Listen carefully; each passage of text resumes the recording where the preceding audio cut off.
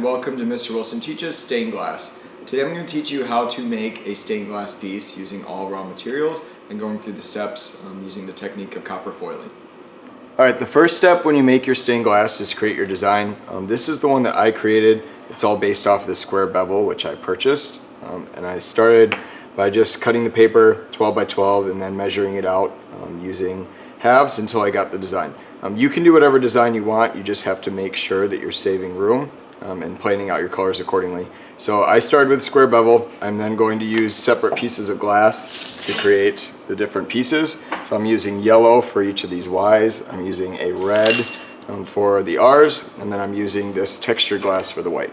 You have to be really careful when you use textured glass because it's harder to cut. So you can see there's some chips out this. This is from a different project. The easiest glass to cut is the solid paint or just colored. So depending on your skill level, you might want to start with this and then work your way up to the textured stuff.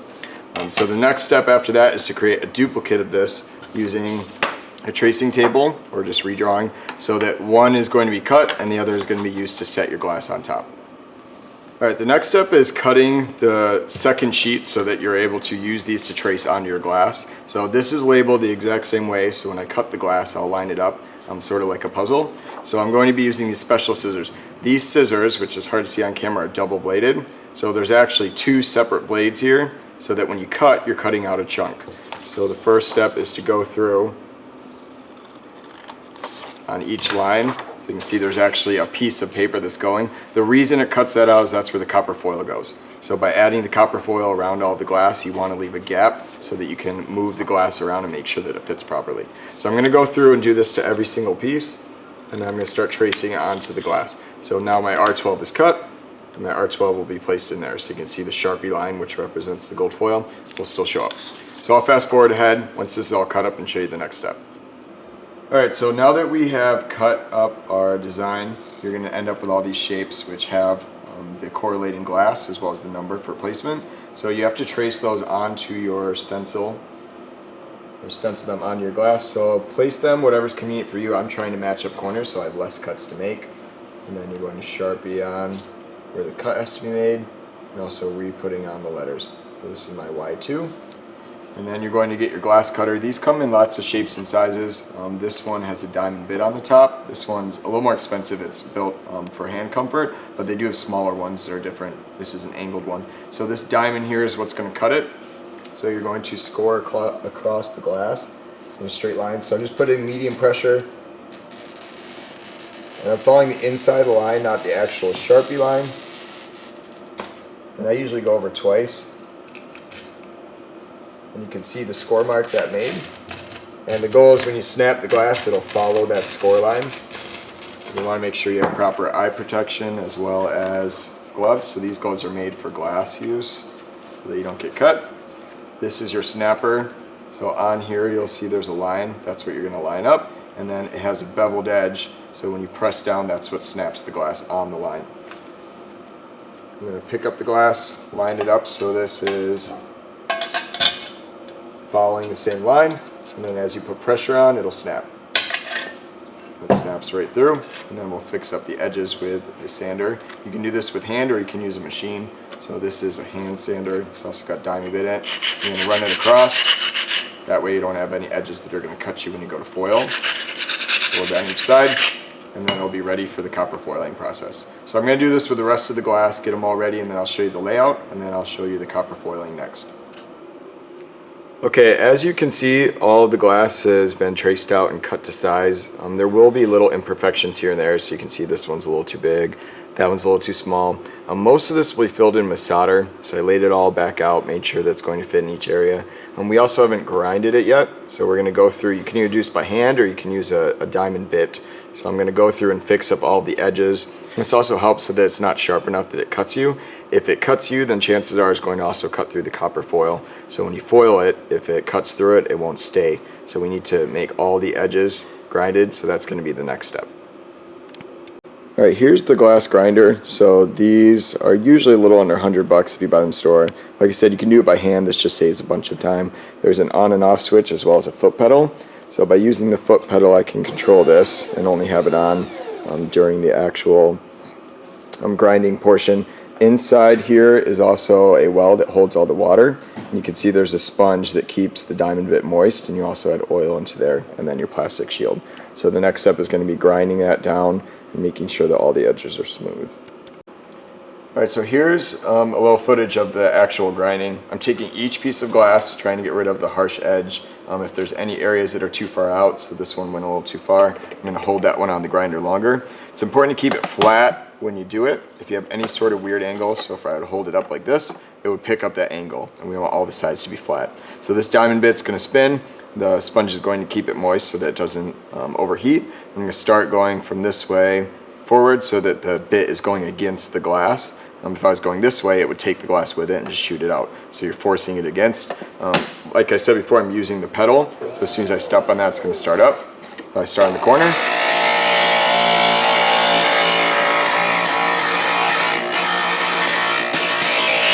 fall all the way through. So that was the first round.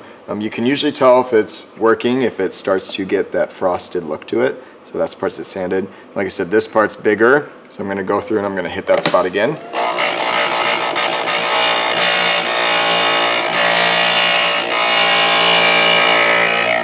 And then you're going to continue that on each side. So you can imagine how long this would take if you did it all by hand. That's why this machine's a really good investment. If you don't have that, you can use one of the stones, which are about $10, and go through and hold it on the edge and just go back and forth until it gets the same effect. So every piece is going to get this, and then we'll go to the next step.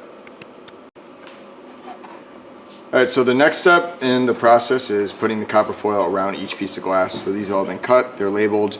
I did it to every single piece of glass except this one just to show you the next process.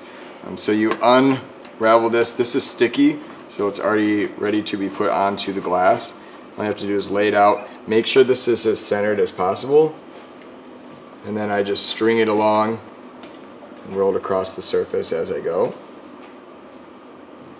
And making sure to keep it centered the whole time so that each side gets the same amount, especially the more see-through the glass is. And then I cut it to size and then ensure that it actually matches up. And then you fold over each area. And as you do this more often, you'll get better at knowing how to fold each corner so that it covers all of it. And then in the tool kit that you probably purchased when you first started glass making is this tool with the beveled edge here. I'm going to take that and run it across. This helps it stick to the side, which should have been cleaned down. And then I also do it to the front. You can see it's starting to go right onto the glass. If this becomes unstuck, that's a problem because then it will rip off the solder. So you want to make sure it's pushed down so when you solder everything together it stays and keeps the glass in shape. There is other ways of doing this. You can use caning, but this is better for more fluid shapes, organic. So depending on what type of style you're doing, you can do either. And then it fits right into place, and the next step will be the soldering. So the next step that I'm going to show you is the soldering. This is what keeps all the stained glass together. So everything was wrapped in foil. That's what's going to bond it together once the solder hits. So this is actually the back side. So I flipped everything over. You can see the bevel is now facing forward. So I want this part to be the first. So when I flip it over, the whole front is flat. I've got my soldering gun. I have solder. This one's 4060. This is partially lead-based, so you have to be careful. Make sure you wear a mask. Don't breathe it in as much as you can. They do make safer ones. There's 50-50 and there's also 70-30. I also have my safety flux. So this is a Studio Pro Flux. This helps the solder spread around. It usually adheres it better and it makes it easier to smooth out. So I'm going to start by basting out areas. So anywhere there's a joint is usually where you would go first. So I'm going to do these 4 areas. Like I said, the flux makes it really easy to work with. I'm just coating those areas. And then this will conduct the heat, so you want to make sure that you're spreading it out. If you're worried about it, you can also use pliers to hold it. And that noise right there is the flux burning off. And if you have areas where there's a big gap, sometimes this could also fill it in. So in here there's a little bit of a gap just because it cut a little smaller than I wanted to. So that will fill in, so you don't have to worry about those certain areas. So I'm going to baste all these out and then I'll take you to the next step. Okay, so as you can see, I went through and I did each of the joints. This thing is now not going anywhere, so every piece is in place where I want it to be. The reason you do the joints first is if something messes up, you can pull it apart, you can move it around, you can reheat the solder and shift it. So I do all these and make sure everything's in place before I start really securing it down. Next is going to be smoothing out and getting each of the pieces fully in. And then we're going to do the same thing to the front. So I'm going to start doing this yellow piece right here. So you should have already made the flux. And then if you watch the way the solder gun moves, so I'm dragging it across and trying to make it as smooth as possible. I'm trying to save some of the solder and make it a flat line. And I'm going right over all those joints I also did. So it's going to reheat those joints and use some of that solder to keep spreading it around. You can see it reheats. If you have any gaps, it might take a little bit more solder. You want to make sure the flux goes down into there. So that will help seal it all in if you had any cracks or anything like that. And this square bevel is actually a little bit wider than the rest of my glass, so it's probably hard to see if I'm doing this at an angle. You just want to make sure you cover all the copper.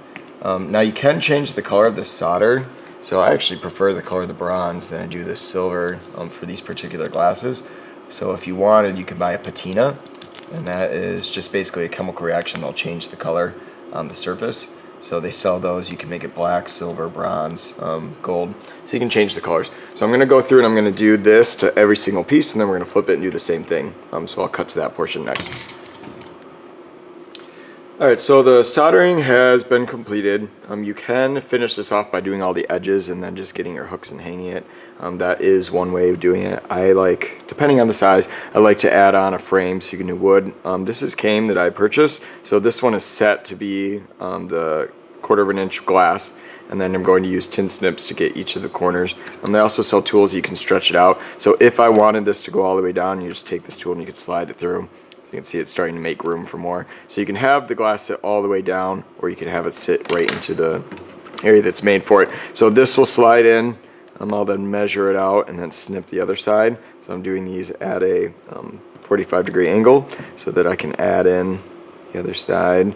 So now I'd measure it out and cut right there. You'll notice too there's a little bit of copper foil still showing, so I'll get rid of that with a razor before I solder this all together. Alright, so I just finished up soldering the sides of the frame on, so you can see it looks a lot better now that the frame's on there. All the edges on the back side, I went through and I tacked every single area the solder hits the frame. That's going to make it a lot stronger. And the front side I left it bare. I only did the corners and just tried to smooth out as best as I could. The last step would be adding hooks on. If that's what you plan on doing, you can solder them. You can make them out of solder right on the top, however you want to do it, or you can just leave it as a pane. But that's the finished product. Last step is just cleaning off the Sharpie, going through the Windex, making sure everything is all secure. And that's stained glass. So that's one of the methods you can use. Best of luck. And there's tons of other videos online or websites with lots of helpful hints and different tools. So I suggest going out and exploring and deciding what works best for you. So I hope you enjoyed the video, and subscribe.